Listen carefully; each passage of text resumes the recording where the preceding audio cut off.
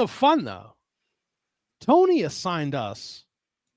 Oh my God, I forgot we had homework. Yeah, Very fun homework. Well, like I set it up last week, I was just tooling around on the cock, and I came across the Saturday Night's Main Event folder. The drops just make themselves. And very first Saturday Night's Main Event, I said, let's go back to the beginning. And the very first match was a 6-man, U.S. Express, and Ricky Steamboat, babyface personified, up against your brand new at the time tag team champion, Sheik and Volkoff, and teaming up with George the Animal Steele. Dude, I loved this match when I watched it. It was so much fun. All the cliche stuff of like the good guys tagging in and out, hitting all the big moves, beating up on the Sheik for a while, then beating up on Volkoff for a while, then getting in a couple shots on the Animal. I love this match. I thought this would be fun to bring to the table. And from what Double T said, I got at least one fan out of this one. What do you guys think? Not all at once. I'll go first. I absolutely loved it too. It seemed like an extended squash too. It felt like the heels got nothing in this one, but really I loved it. I loved it. Like anytime you get Freddie Blassie on the TV is a win for me. It was just awesome. The only thing I felt like was missing was the Nikolai Volkoff offense when he would scream. I fucking love that every time he would do that. But other than that, absolutely love it. Total win. Yeah, look, I thought, weird, maybe a weird take here, but I thought Steamboat and Wyndham would have been a way better tag team than Wyndham and Rotunda. They work great as a team. Yeah, there were a couple spots where they double teamed together. There was a double drop kick spot that they had, and both of them were working the crowd. You know, Wyndham gets in and he starts off with the headlock on the Sheik, and he's throwing his right arm up, trying to get the crowd into it. Then when Steamboat's on the top, he kind of fucking does the thing with his hands, and when he jumps off, he starts pumping his fists, and the crowd's getting into it. Yeah, it was good stuff, man. What do you think the conversation was with George the Animal Steele when they were like, we're going to hip toss you? And he was like, maybe not. Give you an extra bump. I tell you what, though, Sheik was fucking bumping his nuts off in this match, though. My God, he was taking a lot of bumps. And his only offensive move, he caught, who was it? He caught Rotundo in the oh God, not the abdominal stretch. Abdominal stretch, and then boom, hip toss, literally within like 5 or 6 seconds, got right out of it. It was like he was on a New Jersey highway. He was taking so many bumps. Fuck yeah, dude. He was all over the place, bumping well. It was good shit. And he bumped into the first break. Like, they didn't even tag out until they came back from commercial. Good shit. Loved it. Yeah, I liked it. HK? A couple of thoughts that I had during this match. The first one, Wyndham, like watching him in this match, I was like, God damn, he should have been bigger. Yeah. And then you go, okay, well, look at the era that he was in and the guys that were on top, and you kind of understand why he never completely broke through. But what a fucking talent.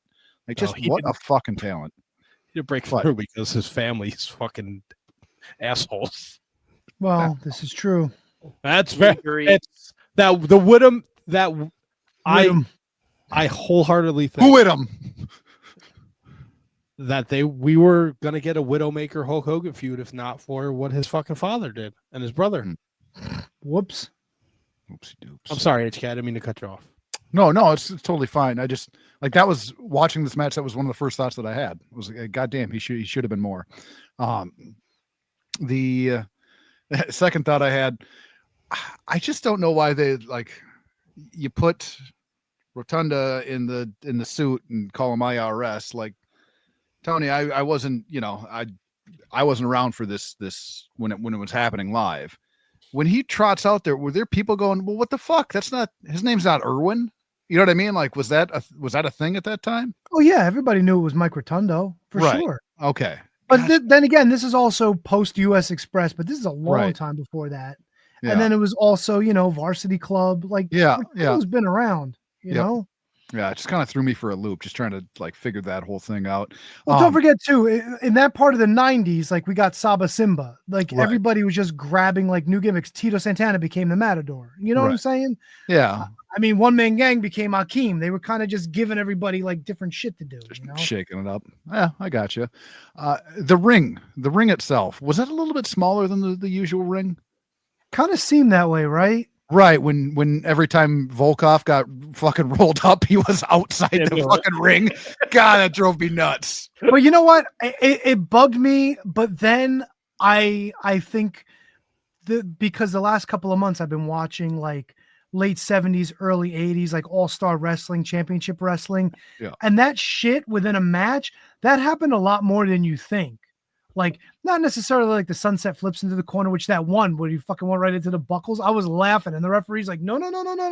Yeah. But that should happen a lot because a lot of the guys, like, it made it feel more like a real contest. Like, not necessarily like, hey, I'm not aware of where I am in the ring just because I'm trying to get this guy for a pin. And it just so happened that, whoops, I was a little too close to the ropes this time. So you think that it was a situation where that maybe not planned, but something that they wouldn't shy away from. Yeah, and on top of that, like you notice at one point before that exchange happened, like it was Volkoff still in the ring, but the referee kind of came over and talked to everybody, and then he went over to George Steele and actually talked to him. I guess it was kind of like they used that as an excuse for Nikolai to reach over to tag George Steele in to wrap it up. Yeah. If you go back and watch it, you could see there's subtleties where he goes over to everybody to let them know, like, hey, we got to wrap this thing up, you know? Yeah. But yeah, it was probably flubs, but it did work out in their favor, and it wasn't something that wasn't unseen in that era of wrestling. Right. You know? Right.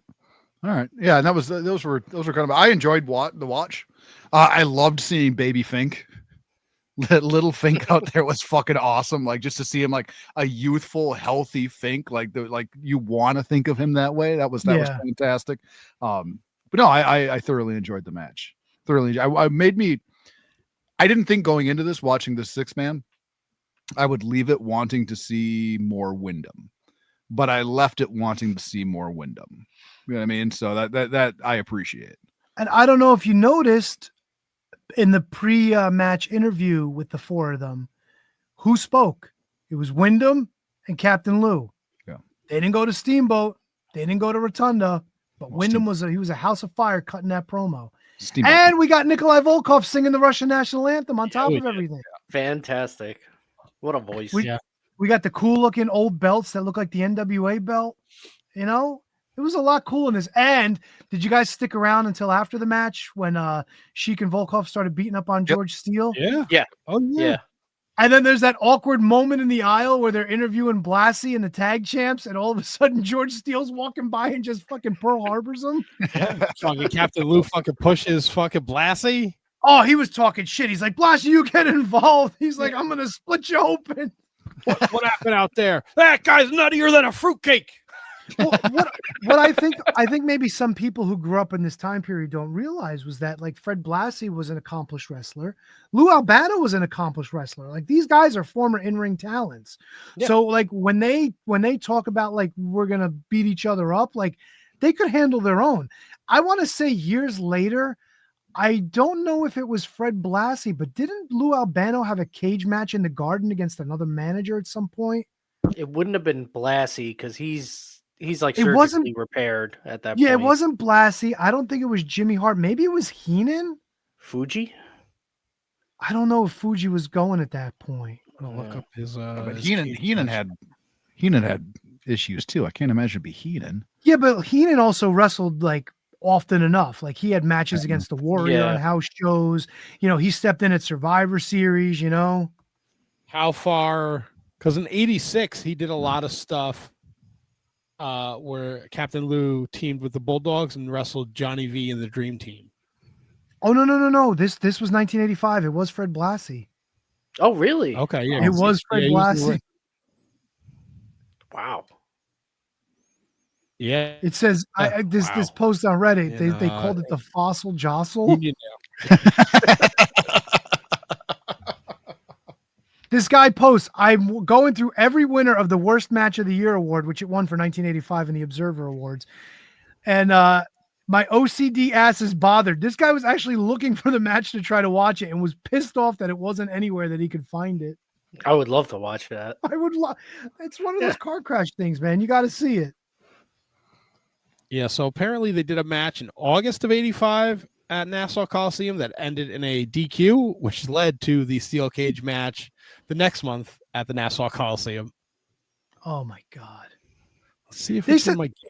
They said Lou Albano used to get so fucked up before his tag team matches because he was part of the Sicilians. Like they were, he was a Yeah. former tag champ, and they said he'd be so fucked up. He'd be on the apron, like staring people down, and just start slicing his face open with his blade. They said he was Yeah. all fucked up when he came back on Raw with the head shrinkers. Yeah. And Blassie he did commentary. Blassie said in his book, like they would be doing like tag matches, like Lou and the other guy. The other guy would come to Tony Parisi, wasn't it? yeah. He would go to tag Lou, and Lou wouldn't be there. He'd be fucking arguing in the crowd with somebody. Oh yeah, watch the old shows from the 70s and 80s. Lou just fucked with everybody. He would get involved right in Yeah. front of the referees and everything. Just didn't care. Although I'll give him credit. No matter who he was managing, he dressed to fit that person. So when he was managing the Samoans, he'd come out with the Hawaiian shirt on with flip-flops. Like he always dressed to no matter who he was representing at the time, which I always thought was a cool touch. That's probably where Jimmy got it. Yeah.